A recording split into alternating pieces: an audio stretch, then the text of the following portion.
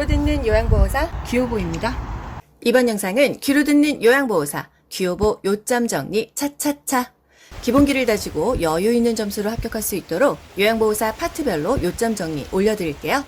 정확하고 빠르게 문제 푸는 연습 꾸준히 하시고요. 영상 하나씩 찾아서 클릭하기 힘드시죠? 재생 목록 가시면요. 요양보호사 요점 정리 이렇게 써있잖아요. 요걸 클릭해보세요. 1차, 2차, 3차 순서대로 영상이 계속 뜨기 때문에 여러분 편하게 들으실 수 있어요. 여러분 모두 합격 가자. 좋아요 눌러주세요. 2장 요양보호 관련 기초 지식 마지막 파트입니다. 노인의 건강 증진 및 질병 예방에서 두 문제 정도가 출제되고 있어요. 어떤 파트를 물어보죠? 노인의 영양, 운동, 수면, 성생활, 약물의 사용, 금연과 적정 음주, 예방접종, 계절별 안전 수칙에서 한 두 문제, 세 문제가 출제되고 있습니다. 영양은요, 미각과 후각이 저하된다. 단짠을 못 느낀다고 했잖아요. 단맛, 짠맛을 못 느끼니까 소금, 설탕을 엄청나게 많이 넣겠죠. 음식을 짜게 먹으면 고혈압에 걸린다. 심장병이 유발될 수가 있다. 여러분, 빨간색으로 표시한 것은 굉장히 중요하기도 하고요. 국가고시에 다 나왔던 기출 지문이에요. 똑같은 파트에서 계속 국가고시가 변형돼서 나오면 핵심은 똑같지만요. 말이 계속 변형되는 거예요. 그래서 변형된 지문도 여러분이 잘 알아서 보실 수 있어야 됩니다. 갈증에 대한 반응이 저하되어 탈수가 발생할 수 있다. 갈증에 대한 반응이 저하된다는 거는 내가 목이 말라 몸에서 수분을 섭취해줘야 되는데 갈증을 느끼지 않기 때문에 물을 안 먹습니다. 노인분들 정말 저희 부모님만 해도요. 물을 따라서 엄마 물 좀 먹어 이래야지 드시지 목말라서 스스로 드시는 경우는 정말 몸이 거의 탈수가 됐을 때라고 생각하실 수 있어요. 목마른 걸 모른다. 갈증에 대한 반응이 너무 떨어져서 내가 몸이 탈수가 되는지도 모른다는 거예요. 영양관리 중요한데요. 뼈가 구부러지잖아요. 그래서 칼슘을 잘 먹어줘야 됩니다. 칼슘이 부족하면 우유로도 보충할 수가 있고 칼슘제를 먹을 수도 있겠죠. 비타민 D를 섭취하거나 비타민 D 주사를 맞으시면 돼요. 비타민 D 주사는 참고로 한 방 맞고 한 3개월 동안 유효합니다. 병원에서 한 3만 원, 4만 원 정도면 맞을 수가 있어요. 또 염분 섭취량을 줄인다. 저염, 저지방 식이는 어떤 병에도 다 좋지만 특히나 고혈압에 좋았었잖아요. 심장질환 예방에도 좋다는 거. 물 많이 먹어라, 섬유소 많이 먹어라, 야채 과일 많이 먹어라 이런 얘기는 정말 맨날 듣잖아요. 애 어른 할 것 없이 건강에 좋다, 변비에 좋다. 우리가 변비가 생기면 배에 압력이 생기잖아요. 힘주면서. 그래서 또 복압성 요실금이 생겼기 때문에 변비 예방을 하기 위해선 물 많이 먹어라. 동물성 지방 섭취를 좀 제한해라. 노화가 되면 그 지방을 분해하는 분해 효소가 췌장에서 덜 나온다고 했었습니다. 그래서 지방 섭취를 제한하기도 제한하지만 특히나 동물성 지방, 삼겹살에 그런 비즈 이런 거 있잖아요. 아무래도 제한하는 것이 더 건강에는 좋다는 거예요. 암 발생을 예방하는 식생활. 암 발생 예방하려면 우리 탄 고기 먹지 말라고 하잖아요. 하지만 단백질 반찬은 또 충분히 먹어라. 계란 같은 거 장조림 해 먹고 두부도 많이 먹고 콩도 많이 먹잖아요. 이런 것들이 암 발생을 예방할 수가 있다고 하네요. 수분을 제한해야 되는 질병이 있고요. 수분을 또 많이 마시면 좋은 질병이 있어요. 여러분 둘 다 암기하면 둘 다 틀리니까 수분을 좀 안 먹어야 되는 질병 5가지를 암기하도록 할게요. 간, 심, 신, 갑부. 간경화, 신부전, 심장이 부전한 거예요. 원활하게 돌아가지 못하는 거예요. 신부전, 이번에는 신장입니다. 콩팥이에요. 또 갑상선 기능 저하증, 부신 기능 저하증, 둘 다 저하증이에요. 간, 심신, 갑부 이 병이 걸리면 수분을 제한해야 됩니다. 병원에서 하루에 몇 리터 이하로 먹어라 이렇게 얘기를 해주는 만큼만 먹고 제한해야 된다는 얘기예요. 간경화, 신부전, 심장부전, 신부전, 신장부전, 콩팥부전이죠. 갑상선 기능 저하증 또는 심한 갑상선 기능 저하증, 부신 기능 저하증은 수분을 제한해야 되는 질병이다. 그렇다면 또 수분을 충분히 마셔야 하는 질병은 뭐가 있을까? 요것도 국가고시에 나오기는 나왔습니다. 당뇨병, 그리고 염증성 비뇨기계 질환은 물을 많이 마셔라 이런 문제가 나왔었는데요. 당뇨병, 고혈압, 염증성 비뇨기계 질환, 몸에 염증이 있으면 몸 밖으로 그 염증을 배출해야 되잖아요. 그래서 물을 많이 먹습니다. 예를 들어서 요로 감염, 방광염, 전립선염, 비뇨기계, 생식기계 질환이잖아요. 물을 많이 먹고 흘려라. 그리고 성관계를 하고 나서 소변을 보면은 염증이 또 밖으로 빠진다. 이런 것도 간호조무사 시험에서 나왔었어요. 그리고 폐렴, 협심증에도 물을 많이 마시면 좋다는 거예요. 하지만 모든 것들이 물을 많이 마신다고 좋은 게 아니더라. 물을 제한해야 되는 질병이 뭐라고요? 간, 심, 신, 갑, 부. 운동 파트를 보도록 할게요. 운동을 하는데 문제가 생깁니다. 왜? 폐하량이 너무 줄어서 숨이 차요. 사실 저도요, 코로나 이후로 마스크 끼고 또 운동을 예전보다 많이 활동을 하지 않기 때문에 조금만 걸어도 쉽게 숨이 차더라고요. 숨이 차니까 운동하기가 더 두려워지는 것도 있고요. 심리적으로 낙상에 대한 두려움 때문에 노인이 운동을 기피한다. 요거는 굉장히 중요합니다. 운동 파트에서 정말 국가고시에 자주 나오는 지문이에요. 심리적으로 넘어질까봐, 다칠까봐 두려워서 운동을 안 한다. 친구가 연락이 옵니다. 야, 등산 갈래? 예전 젊었을 때는 등산을 가려고 했을 때 뭐 귀찮아서 안 간다. 아니면은 뭐 가서 뭐 재밌게 놀고 와야지 운동도 하고 이런 생각이 들지만 나이 먹어서는 넘어지면 어떡하나. 이 무릎에 연골 나가면 어떡하나. 이런 걱정과 두려움이 생기기 때문에 운동을 기피한다는 거죠. 또 젊었을 때는 줄넘기 이런 것도 굉장히 과감하게 했지만 나이 먹고는 관절도 그렇고 이제 줄넘기나 무슨 배드민턴, 테니스 이런 운동에 대해서 내가 다칠까봐 굉장히 두렵다. 그래서 낙상에 대한 두려움 때문에 운동이 어렵다. 요건 좀 중요하고요. 또 자극에 대한 반응이 줄어들고 균형이나 조절 능력이 떨어져서 잘 넘어진다. 이게 뭔가 아차 하는 순간에 예전에는 이렇게 막 아차차차 해서 일어나는데 이제는 그냥 넘어진다는 거예요. 뭘 붙잡지를 못해요. 자극에 대한 반응도 줄어듭니다. 굉장히 둔해진다는 얘기예요. 그렇다면 어떻게 해야 되는가? 운동을 하긴 해야 되는데요. 일단 컨디션이 좋게 운동을 해야 돼요. 시원하고 바람이 잘 통하고 땀을 흡수하는 옷을 입고 운동한다. 기능성 운동복을 입고 운동을 하는 게 좋다. 그리고 10분 이상 준비 운동을 한다. 몸을 좀 스트레칭을 해주고 삐거나 다치거나 넘어지지 않도록 조금 준비를 해줘야 근육 손상을 방지한다. 보통 갑자기 운동하게 되면은 많이 삐잖아요. 예, 염좌가 생깁니다. 준비 운동도 해야 되고요. 마무리 운동으로 좀 릴렉스 해줘야 돼요. 중간중간에 너무 힘들면 충분히 휴식 시간을 갖습니다. 물도 좀 마시고요. 숨도 고르고 앉았다가 가고 그렇게 해야 돼요. 개인의 신체 능력에 맞는 운동을 한다. 내가 무조건 마음만 먹었다고 그냥 내 체력 생각도 안 하고 평소에 10분도 걷지도 않던 사람이 갑자기 막 3시간씩 등산 가고 이러면은 안 된다. 요런 기본적인 것들이 다 국가고시에 계속 나오고 있습니다. 뭐든지요. 스텝 바이 스텝으로 저강도에서 시작해서 점점 강도를 올려주는 거예요. 또 빠르게 방향을 바꾸는 운동이나 동작은 젊었을 땐 괜찮은데 나이 먹고는 좀 부적합합니다. 탁구, 배드민턴, 테니스 굉장히 민첩하게 움직여야 되잖아요. 자극에 대한 반응을 빨리빨리 해줘야 되는데 다칠 수가 있습니다. 안전하게 운동하려면 복용 약물을 확인하는 운동한다. 예를 들어서 당뇨 환자예요. 너무 과하게 운동을 하게 되면 저혈당이 올 수 있겠죠. 복용 약물을 확인한 후 운동을 합니다. 어떤 질병이든지 운동을 하지 말아라 하는 건 없어요. 하지만 먹는 약을 잘 살펴보고 운동해라. 천식 환자라면 그거 흡입기 미리 흡입해서 기간제 확장해놓고 운동해라. 어쨌든 운동은 하는데 조심조심하라 이거죠. 운동 방법도 개인의 신체 능력에 맞게 운동을 합니다. 편마비 환자라고 한다면은 걷기가 가장 좋겠죠? 노인이 운동을 꺼리는 신체적인 변화, 심리적으로는 다칠까봐 낙상에 대한 두려움 때문에 또 신체적으로는 내가 빨리빨리 반응하지 못하니까 자극에 대한 반응 감소 때문에 아무래도 좀 꺼리게 된다. 본인이 못하는 건 하기 싫잖아요. 자꾸 자기가 못하니까 두려워집니다. 꺼리게 돼요. 운동을 어렵게 하는 노인의 신체 기능 변화, 요게 또 최근국시에 나왔는데요. 균형 능력 부족하다, 조정 능력이 부족하다, 균형 및 조정 능력이 감소되기 때문에 운동이 어렵다 이 얘기예요. 안정시 심박동수로 돌아올 때까지 마무리 운동을 한다.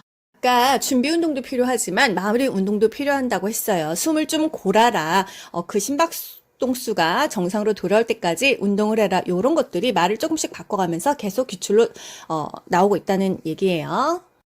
수면 문제 볼게요. 잠이 보약이다 이런 말이 있죠. 잘 자야 됩니다. 뭐 잘 자고 잘 먹고 이게 가장 건강한 건데요.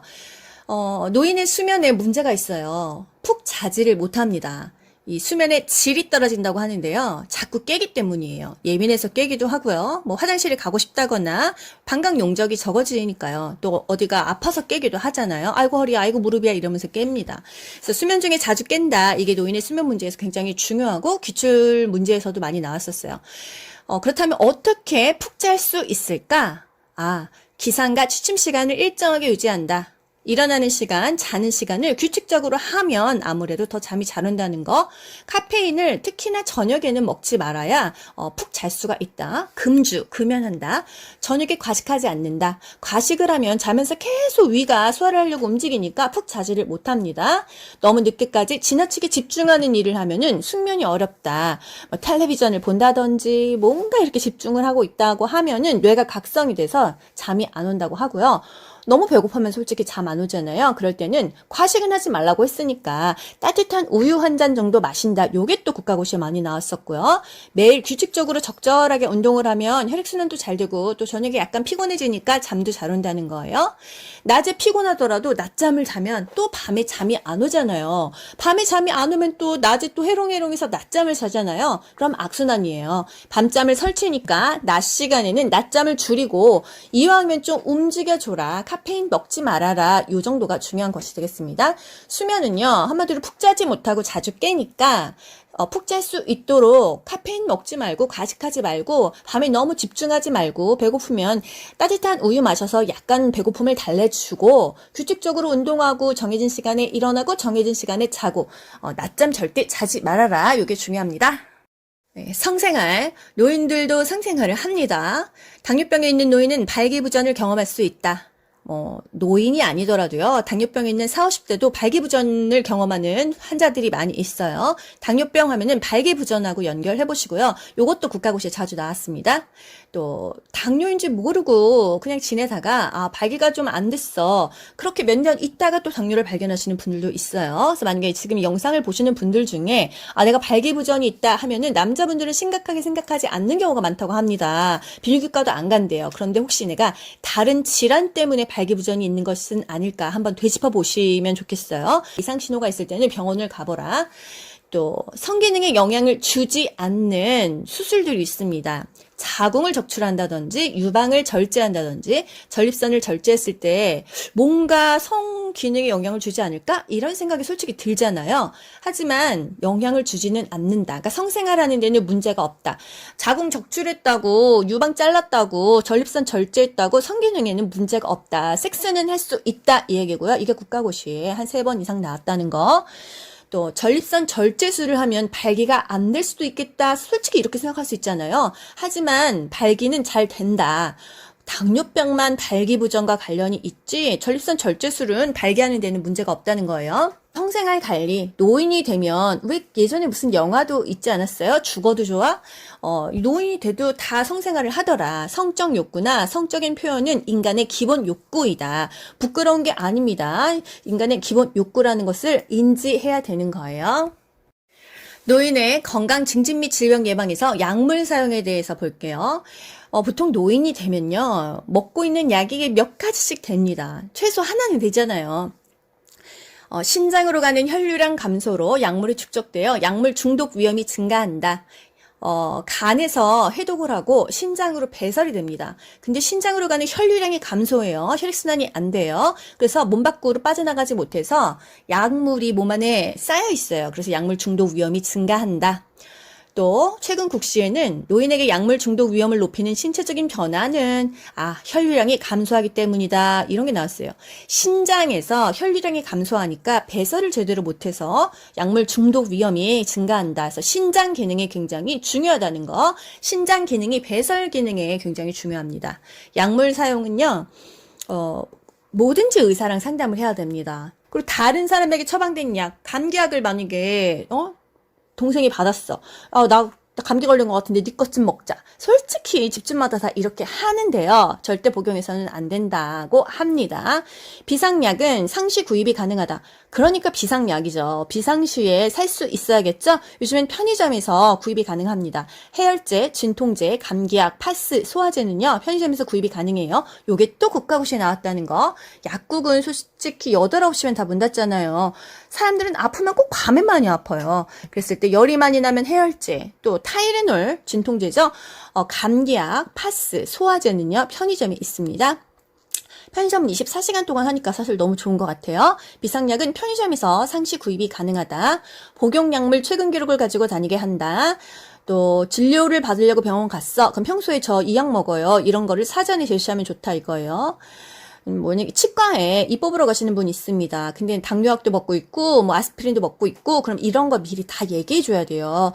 그런 약 먹고 있는 거 말 안 하고 입 뽑으면 피가 안 멈출 수도 있고요. 여러 가지 문제가 될 수 있습니다. 그래서 먹고 있는 약을 미리 다 이렇게 적어서 가방에 들고 다니는 것이 굉장히 좋겠죠.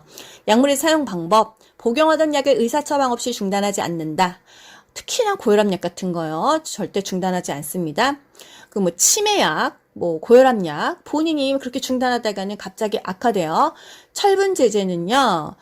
비타민 C랑 같이 먹어야 흡수가 잘 돼요. 그 비타민 C를 우리 교재에서는 오렌지 주스라고 얘기하죠. 오렌지 주스랑 철분 제제를 같이 먹으면 흡수가 잘 된다는 거 특이하니까 시험 문제에 나옵니다. 보통 약을 주스랑 먹는 게 어디 있어요? 없잖아요. 다 물하고 먹잖아요. 근데 철분 제제는 오렌지 주스랑 먹어라. 비타민 C랑 먹어야 흡수가 잘 된다.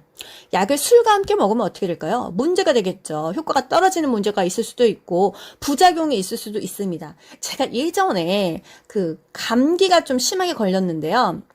이비인후과에서 약을 받았습니다. 그때 이제 코하고 목이 좀 많이 아팠던 것 같은데 그날 어쩌다가 과음을 하게 됐어요. 근데 선생님이 이 약을 절대 술하고 먹지 말아라 했는데 또 객기에 뭐 좀 먹으면 어떠나 했는데 다음날 하루 종일 진짜 오바이트를 했습니다. 이 약이 술하고 먹으면 안 되는 약이 있단 말이죠.